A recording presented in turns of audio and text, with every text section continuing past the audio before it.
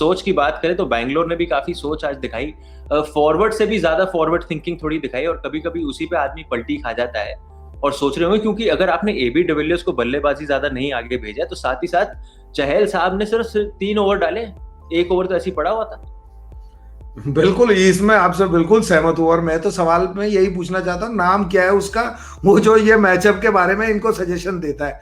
क्योंकि विराट कोहली को हमने बहुत साल देखा हुआ है खेलते हुए, और उनकी कप्तानी भी, उनकी कप्तानी क्या है, एग्रेसिव है हमेशा वो, आप देखते हैं मतलब। तो अगर तो ये विराट कोहली की सोच तो नहीं हो सकती मेरे हिसाब से कि भाई एबी डिविलियर्स को नहीं आना चाहिए, या आज ये गेंदबाजी है तो इसे नहीं करना चाहिए।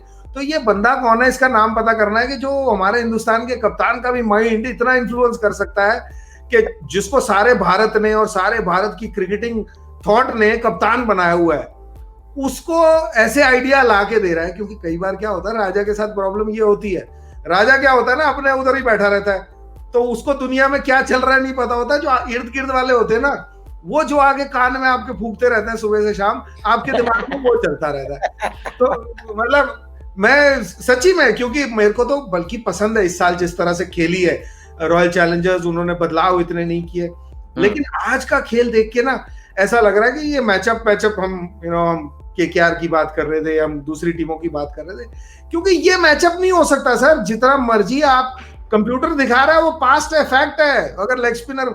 लेकिन कोई आदमी अगर मुझे ये कह रहा है कि एबी डिविलियर्स साहब को आगे शारजा में बल्लेबाजी करने नहीं आना चाहिए, जब उनकी विकेटें नहीं गिरी हैं, मैच में कुछ नहीं है, और आप पहले बैटिंग कर रहे हैं, सेकंड बैटिंग में तो मैं समझ सकता हूं कि आपने विकेट देख ली, कुछ ऐसा हो गया है, या टीम की प्लानिंग कुछ और है कि आप इतनी आसानी से जीतने की पोजीशन में और आपने किसी और को भेज दिया। तो ये मैचअप मेरे को सूट नहीं करता। क्योंकि मैच देखिए, एक बात बताओ, कोई भी बॉलर जब किसी बैट्समैन को बॉलिंग करने आता है, वो मैचअप ही तो है, वही तो मैच देखना है।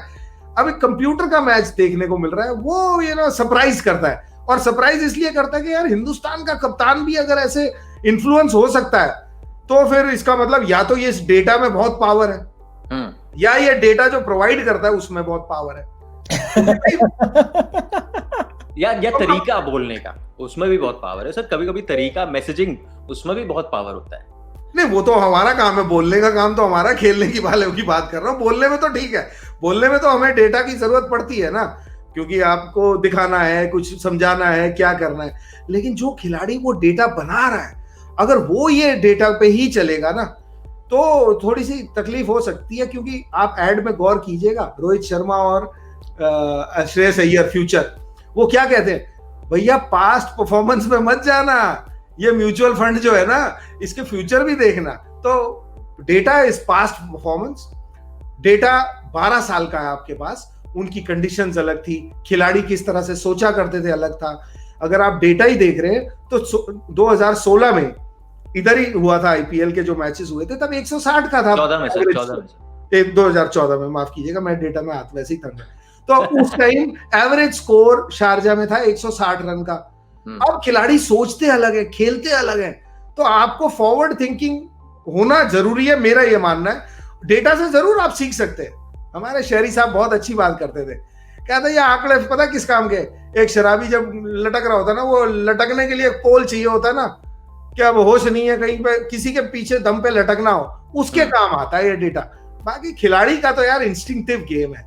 आप एबी डिविलियर्स बल्लेबाजी करने सर, उन्होंने सर रीजनिंग दी है, उन्होंने पोस्ट शो में ऑफ कोर्स उनसे कप्तान ने रीजनिंग दी है, वीरू भाई। उन्होंने कहा wanted to continue the left hand right hand combination, sometimes these decisions come off, it's a one off decision, तो दैट्स द रीजनिंग। मतलब आप ये कहना चाह रहे हो कि आप left hand right hand combination रखना चाहते थे, अपने बेस्ट प्लेयर को नहीं आने दे रहे थे क्योंकि आपको left hand right hand combination, ये तो मैं नहीं मान सकता। और वो लेफ्ट हैंडर कौन थे? नाइट वॉचमैन सुंदर, मतलब वाशिंगटन सुंदर की, ठीक है वो कितने भी अच्छे खिलाड़ी हों, लेकिन अभी तक उन्होंने ऐसा कोई प्रूव नहीं किया है कि वो क्रिस गेल की तरह छक्के मारते हैं, या पूरन की तरह छक्के मारते हैं, या किसी और बल्लेबाज की तरह जो लेफ्टी है युवराज सिंह की तरह मारते हैं। ऐसा तो उन्होंने अभी तक प्रूव भी नहीं किया। शिवम दुबे आते उनसे पहले तो मैं समझ सकता था कि भी उनको भेजा है कि आप जाकर लेग स्पिनर को मारिए छक्के, लेकिन जरूरत क्या, एक बंदा पिछले ही 2 मैच पहले आपको 33 बॉल में 73 रन बना के गया इसी ग्राउंड पे। अगर आप उसको और ज्यादा बोले देंगे तो चांसेस है कि वो और ज्यादा रन बनाएगा आपके लिए।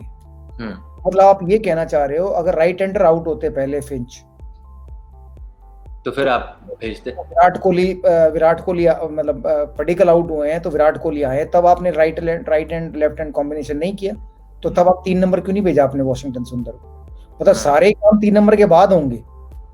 वैसे इंडियन टीम में भी अगर वो 4 आते तो सारे काम 4 नंबर के बाद ही होते, वो समझ में नहीं आता।